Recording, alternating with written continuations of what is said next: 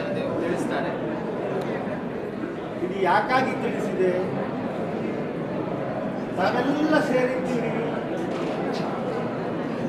ಗಾಳಿಯಲ್ಲಿ ಎಲೆ ಬಿತ್ತು ಅಂತ ತಾನು ಹೇಳಲಿಕ್ಕೆ ತೃಪ್ತಿ ಇಲ್ಲ ತನಗೆ. ಸ್ವಾಮಿಯ ಆರಾಧನೆಯನ್ನು ಮುಂಚೂಣಿಯಲ್ಲಿ ಇಟ್ಟುಕೊಂಡವ.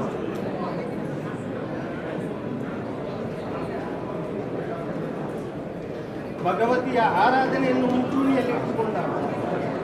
ಎಲ್ಲ ದೇವರು ತನ್ನ ಆತ್ಮದೊಳಗೆ ಪರಿಪರಿಯಾಗಿ ತಾನು ಪ್ರಾರ್ಥಿಸಿಕೊಂಡು ಬರುವವ. ಹಾಗಾಗಿ ಮುಂದಕ್ಕೆ ಉತ್ತಮ ಕೆಲಸಗಳು ಈ ಸ್ಥಳದಲ್ಲಿ ನಡೆಯಬೇಕು. ಈ ಹಿಂದೆ ಯಾರೆಲ್ಲ ಹಿರಿಯರು ಸೇರ್ತಾ ಇದ್ರೋ, ಹಿಂದಿನ ತಲೆಮಾರು ಸೇರ್ತಾ ಇದೆಯೋ, ತಾವು ಒಗ್ಗೂಡಿಸಬೇಕು. ಒಗ್ಗೂಡುವಂತೆ ತಮ್ಮ ಮುಂದೆಯೂ ಹಿಂದೆಯೂ ಆದಿಶೇಷನಾಗಿ ತಾನು ಬರ್ತೇನೆ. ಆದರೆ ಕನ್ನಿಕಾ ಪರಮೇಶ್ವರಿ ಒಂದು ವಿಗ್ರಹ ತಮ್ಮ ಮೂಲಕವಾಗಿ ಇಲ್ಲಿ ಪ್ರತಿಷ್ಠೆ ಆಗಿದೆ. ಅಲ್ಲಿ ಬರುವಾಗಲೇ ತಲೆ ತಗ್ಗಿಸಿಕೊಂಡು ಬರಬೇಕು. ಹಾಗೆ ಆ ಭಾಗದಲ್ಲಿ ತನ್ನ ಬಿಂಬವನ್ನು ಪ್ರತಿಷ್ಠಾಪನೆ ಮಾಡಿಸಬೇಕು. ಅರಿವಾಯ್ತಾ? ಅಶೌಚಾದ್ರೂ ಕೂಡ ತನ್ನ ವೃಕ್ಷದ ಎಲೆ ಈ ಕಟ್ಟಡಕ್ಕೆ ತಾಗ್ತಾ ಇದೆ. ಏನು ಅಪಶಕುನಾದ್ರೂ ಕೂಡ ತಾಗ್ತಾ ಇದೆ. ಆದರೆ ಈ ತನಕ ರಕ್ಷಣೆ ಕೊಟ್ಟಿದ್ದ ಆ ವೃಕ್ಷವೇ. ಹಾಗಾಗಿ ಇದನ್ನೊಂದು ಆದಷ್ಟು ಶೀಘ್ರದಲ್ಲಿ ಮಾಡಬಹುದಾ? ಕನ್ನಿಕಾ ಪರಮೇಶ್ವರಿಯ ವಿಗ್ರಹವನ್ನು ಈ ಜಾಗದಲ್ಲಿ ಪ್ರತಿಷ್ಠಾಪನೆ ಮಾಡಬೇಕು. ಎಲ್ಲ ಅನುಕೂಲತೆಗಳನ್ನು, ಎಲ್ಲ ಸಫಲತೆಯನ್ನು ನಾನು ಅನುಗ್ರಹ ಮಾಡಿಕೊಡ್ತೇನೆ. ಒಂದು ತಿಳ್ಕೊಳ್ಳಿ, ಅದು ಕೊಟ್ಟು ಇದು ಮಾಡ್ತೇನೆ ಅಂತ ಹೇಳಿದವಲ್ಲ.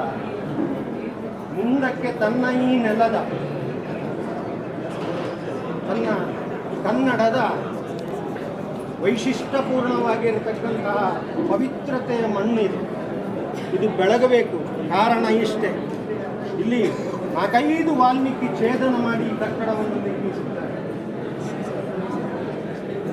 ತನ್ನದಾದಂತಹ ಸಾನ್ನಿಧ್ಯವನ್ನು ಛೇದಿಸಿದ್ದಾರೆ. ಯಾವುದೇ ವಿಗ್ರಹ ಇಲ್ಲಿ ಈ ಸ್ಥಳದಲ್ಲಿ ಇರಲಿಲ್ಲ. ಒಂದು ಶಿಲೆಯಲ್ಲಿ ದೇವಿ ಸಾನ್ನಿಧ್ಯ ಎನ್ನುವಂಥದ್ದು ಈ ಸ್ಥಳದಲ್ಲಿ. ಹಾಗಾಗಿ ಇದು ಆಡಂಬರದಲ್ಲಿ ದೇವಾಲಯವನ್ನಾಗಿ ನಿರ್ಮಿಸಿ ಅಂತ ಹೇಳಿದ್ದಲ್ಲ,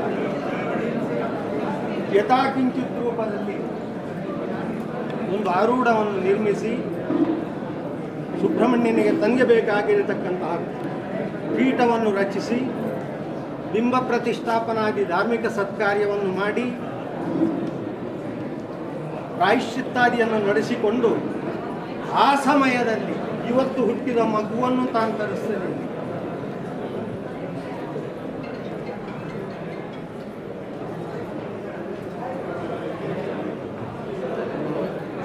ದೇವರಿಗೆ ಬೇಕಾದ ಒಂದು ಆರೋಢ ನಿರ್ಮಾಣ ಮಾಡಿ ಯಾವತ್ತೋ ಆಗಬೇಕು.